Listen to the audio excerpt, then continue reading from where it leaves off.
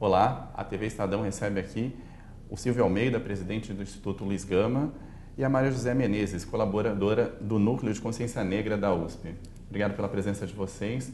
Nós que agradecemos. A gente está falando hoje um pouco da questão racial. A gente vive hoje no Brasil um segundo momento das cotas. Depois das cotas nas universidades e do ensino, a gente tem agora as cotas nos empregos, né?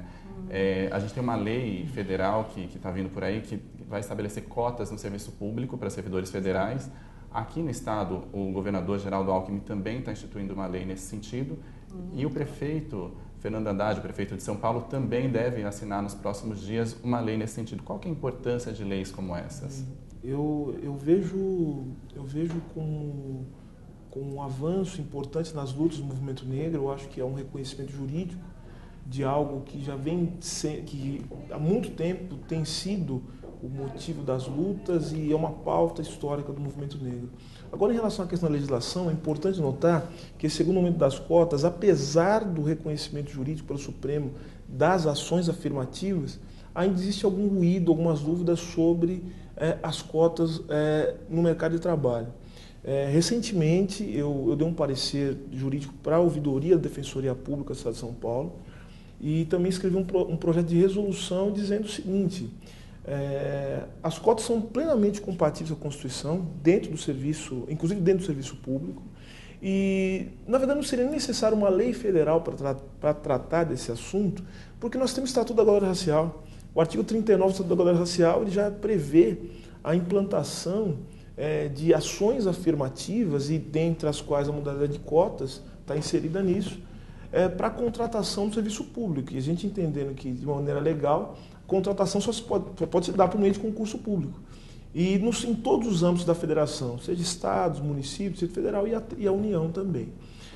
Então eu vejo de maneira muito positiva essa primeira movimentação, mas agora a gente esbarra no problema, que é de fato tornar isso uma realidade, tornar isso efetivo, trazer um resultado dentro dessa política pública. Eu acho que esse é o nosso grande desafio nesse momento. Deixa eu só fazer uma pergunta em relação a isso, que é uma curiosidade que eu tenho, porque nesse debate de cotas, um dos argumentos das pessoas que são contrárias, que eles colocam, é em relação a essa discussão de raça, que seria algo que já, de certa forma, já estaria ultrapassado, até pela miscigenação existente no Brasil, é uma discussão do século passado. Como é que vocês lidam com esses argumentos? Eu costumo dizer o seguinte: esse problema de se saber quem é negro ou não no Brasil só começa a partir do momento em que se institui ações afirmativas em benefício da população negra.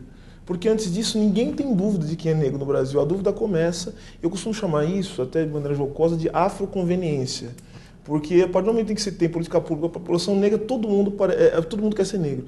Agora, tem duas coisas que a gente tem que diferenciar. Esse é um debate que eu acho que a verdade, né, a sua obrigação com a verdade, com a ciência, nos impõe. Uma coisa é a identidade subjetiva. Eu falo assim, eu sou negro. Qualquer um aqui pode dizer assim, eu sou negro, me sinto assim, compõe a minha identidade.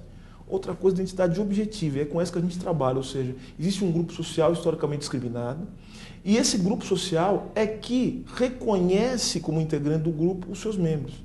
Então vejam, quem é que pode se dizer negro ou não? Aquele que o grupo social reconhece quando sendo negro.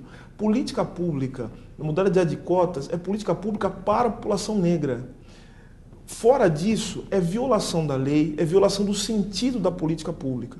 Então, o sujeito que não é negro e que não é reconhecido enquanto tal pelo grupo e se declara negro para se imiscuir dentro de uma política pública que não foi feita para ele, é um criminoso, está violando a norma, está violando a lei. Então, a gente precisa começar aqui no Brasil a ter um pouco mais de seriedade nesse debate.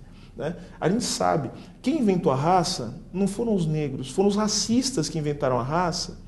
E desse modo nós temos que colocar a questão racial de novo no debate até para desconstruí-la.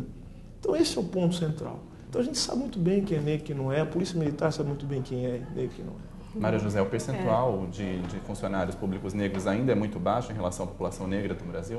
Sim, nós temos, no geral, uma população de mais de 50% de negros no país, e basta nós olharmos para os espaços de poder né, os espaços decisórios dessa sociedade, e que você não vê esse setor sendo representado de fato, né? Então, o Estado brasileiro falhou em relação a isso, em relação de produzir uma igualdade. De fato, nossa sociedade não é igualitária. Então, a partir do momento que uma sociedade não é igualitária, tem-se, e o Estado brasileiro fez muito bem nisso, e assumir que, enquanto não há igualdade, um setor que foi historicamente, e que sofre essas consequências da exclusão por conta de um processo histórico de escravização, isso é o negro e o indígena também, né?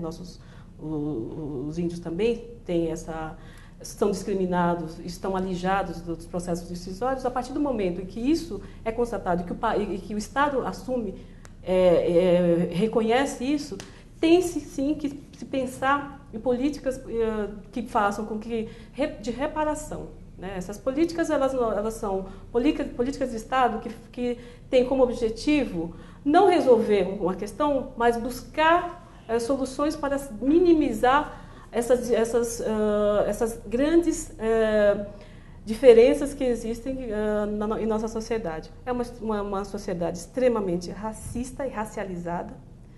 Quando eu ando no campus da Universidade de São Paulo, eu não me vejo lá, a não ser nas ocupações de menor prestígio. Mas o corpo docente, eu conheço quase todos, e eu te garanto que no universo de 5.000 docentes, não chega a 20 o número de professores negros na Universidade de São Paulo. E de estudantes, algumas turmas, vergonhosamente, você não tem esse setor da sociedade sendo representado.